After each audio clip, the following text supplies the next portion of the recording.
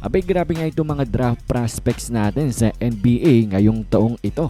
Talaga nga namang mga very talented at mukha nga magiging historic draft class itong 2026. Well, ngayong araw ay naganap nga ang NBA Draft Combine at present ang bawat isa, lalo na ang mga top prospects ngayong 2026 NBA Draft. And well, very excited ang maraming fans nang dahil maraming very talented at mga high potential players na papasok sa NBA next season. At umpisan nga natin yan dito nga sa consensus, number 1 draft pick ngayong taong ito na walang iba kung hindi si AJ Dybantsa.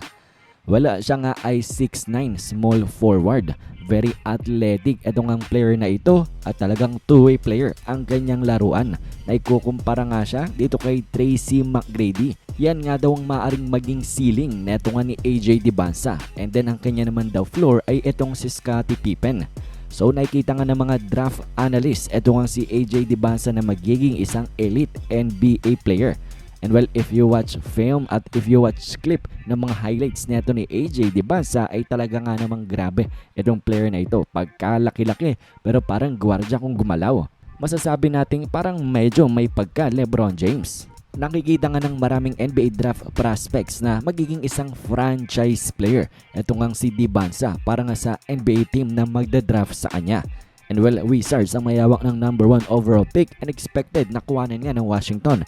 Ito ngang highly talented small forward na ito.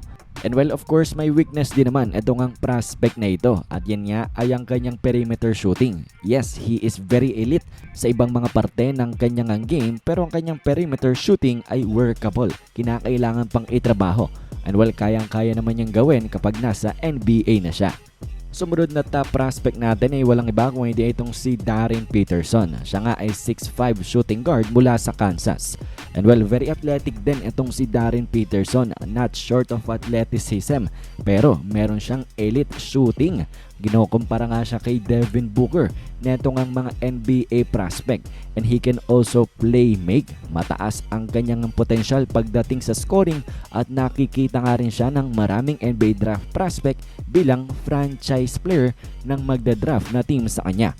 And Utah ang maaaring maging landing spot neto ni Peterson. And well, ang tanging weakness nga lang daw niya ayon sa mga analysts ay ang kanyang durability. Nang dahil sa kanyang isang season sa college ay marami nga siyang missed games because of injury. Yan nga ang tanging concern dito nga sa projected number 2 overall pick. Pero pagdating sa potential, abay parang complete player na ito. May shooting, may depensa, may playmaking. Kumbaga ready na, sasabak na lang sa NBA. And walang sumunod naman na top prospect ay walang iba kung hindi itong si Cameron Boozer. And yes, anak siya ng former player na si Carlos Boozer. Siya ay 6'10" power forward na 3-level scorer na ikukumpara dito kay Al Horford. At hindi lamang siya panay opensa lang dahil pretty solid na naman kahit papano sa depensa etong ang si Cam Boozer. And well, ang tanging weakness niya nga lang daw sabi ng mga analysts ay ang kanyang athleticism. Hindi siya nga kagaya ng maraming NBA players na elite athlete. Mabagal etong ang si Cam Boozer. Hindi ganun kaganda ang burst pati na rin ang kanyang explosiveness. Kaya nga may concern sa kanya na kung kaya niya ba nga daw makipagsabayan dito nga sa mga NBA players. Sumunod na prospect ay ito ngang si Caleb Wilson. Siya nga ay 6'10" power forward. Ibang-iba dito kay Cam Boozer nang dahil elite athlete itong si Wilson. Matindi itong ang kanyang athleticism. Pero ang kinaibahan niya lang dito nga kay Cam Boozer ay hindi siya ganun ka-skilled pagdating sa opensa. Lalo na sa kanyang shooting. At medyo may kapayatan nga rin itong ang si Wilson. At yan nga ang mga concern na iniisip na itong mga analyst. Pero pagdating nga daw sa potential ay maaaring makompare daw siya kala Jermaine O'Neal pati na rin kala Chris Bosh. Sumunod na top prospect naman natin ay itong ang si Darius Acuff. Siya nga ay 6'2" point guard.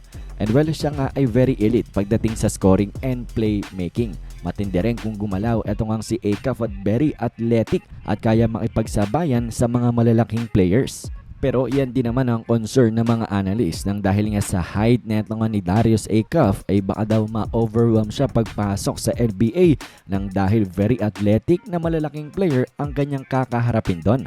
Medyo questionable nga rin daw ang kanyang shot IQ. Meaning, he takes bad shots. He takes questionable shots. At yan nga daw ang mga concern dito nga sa point guard na ito. na ikukumpara siya dito nga sa former NBA player na si Tim Hardaway na talagang magaling na point guard, magaling na Hall of Fame na point guard. At sila nga ang top 5 prospects ngayong 2026 NBA Draft. Inaasahan na itong 5 player na ito ang mauunang 5 sa NBA Draft ngayong paparating na June. Very excited ng mga fans nang meron niyang top 5 draft pick ngayong paparating na NBA Draft na ito nang dahil magagaling nga daw itong mga batang player na ito. Anyways, kayo ba ano bang masasabi nyo dito nga sa 2026 NBA Draft Class? Anong inyong opinion? Komento nyo lamang yan.